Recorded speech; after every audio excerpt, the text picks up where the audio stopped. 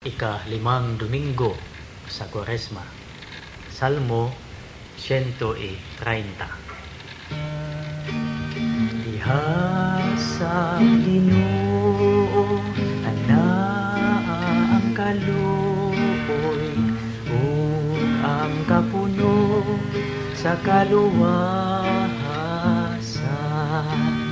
Diha sa Ginoo anaa ang kaluoy ug ang kapuno sa kaluwasan.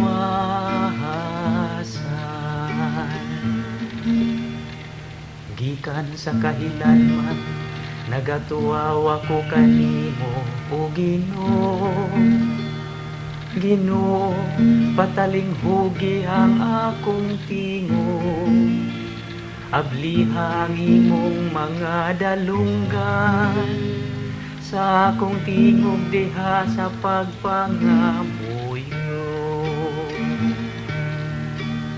Diha sa Ginoo anaa ang kaluoy ug ang kapuno sa kaluwasan.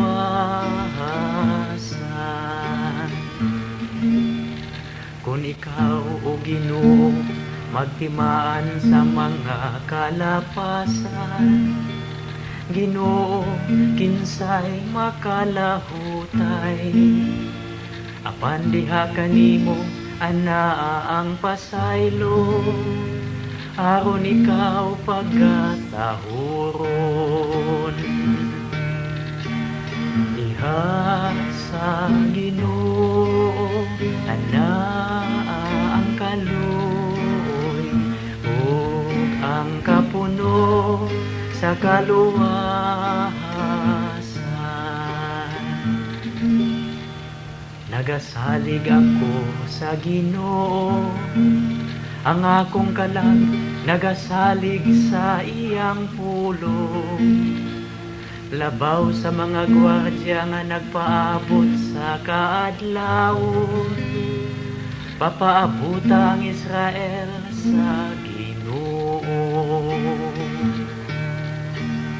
Diha sa Ginoo anaa ang kaluoy ug ang kapuno sa kaluwasan.